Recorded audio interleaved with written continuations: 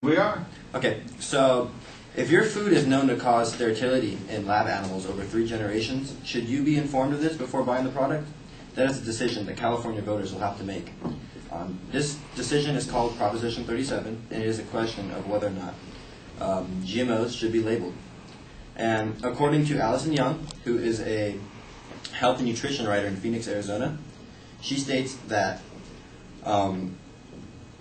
America is the largest producer of GM foods in the entire world, and that California voters are misinformed of key information they need to know to make an informed vote on this proposition. So in this speech, I'll go over the 3 things you need to know to make an informed vote on Proposition 37 on November 6th. So the first thing I'm going to go over is what GMOs are and their history in the United States.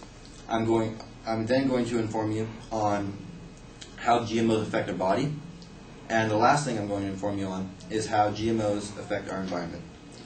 So that being said, let's get into the first topic, which is what are GMOs? So a GMO is a genetically modified organism, which refers to any organism, plant or animal, that has an altered genetic makeup.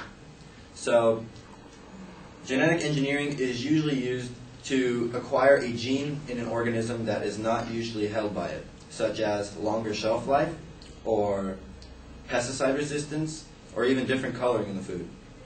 So, once again, according to Allison Young, who was previously qualified, she states that the United States planted 66 million acres of genetically modified crops in 2010, which is 2.8 million acres more than there were in 2009. So it is an industry that is growing rapidly. And right now, any food you're eating is basically genetically modified one way or another, unless it is labeled organic. She also states that 80% of all corn, sugar beets, soybeans, and cotton produced in the United States are genetically modified one way or another. So that being said, let's go into how genetically modified foods affect our bodies. So genetically modified foods are a relatively new science, according to many, and we should tread into it very carefully, because the long-term health effects we don't even know about yet.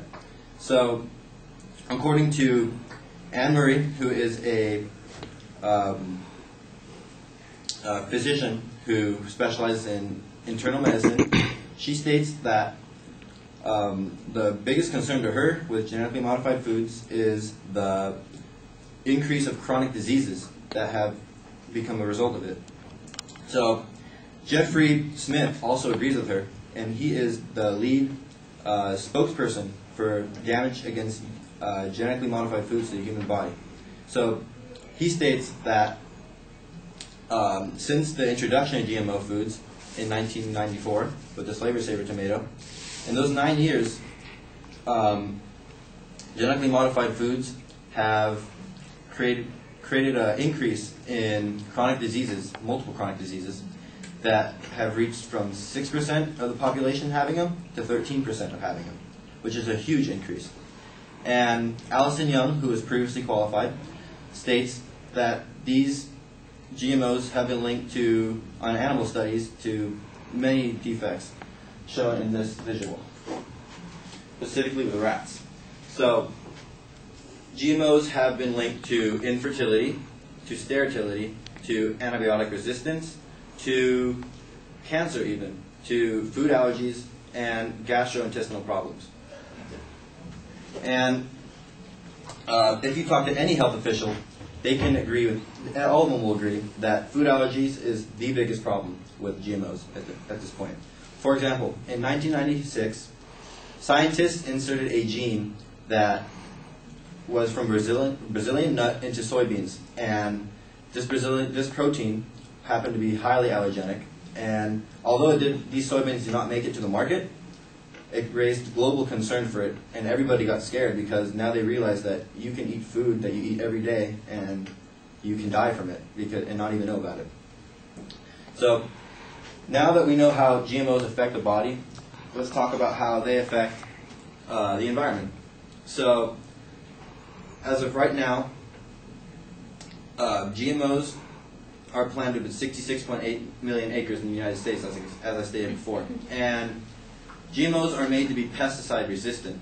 So, say you have a corn, you're growing a bunch of corn, and they're all pesticide resistant. So, since they're pesticide resistant, farmers can use herbicides and pesticides to get rid of pests, such as weeds and other bugs that eat the food. And what happened is, as these weeds and these bugs have become resistant to the pesticide itself. So now these farmers are forced to use more pesticide and stronger chemicals. So as of right now, Allison Young states that 88,000 tons of pesticide were used in 2010 by farmers to get rid of pests, which is an upward of 11,000 that were used in 1996, which is a huge increase. And the Union of Concerned Scientists, they stated that their biggest concern with GMOs are that GMOs can actually become weeds themselves, which is a broad term that goes for any plant that has undesirable qualities, just like the weeds in your lawn. So they also state that GMOs can also be a lead-in window that genes will transfer and grow onto wild organisms that will then become weeds. So this is very alarming. And lastly, the Union of Concerned Scientists state that GM foods have a tendency to create violent outbreaks of viruses to spread across the country. And if these foods express toxic characteristics, they can harm other organisms in our environment, such as birds or rats, like you saw in the visual before.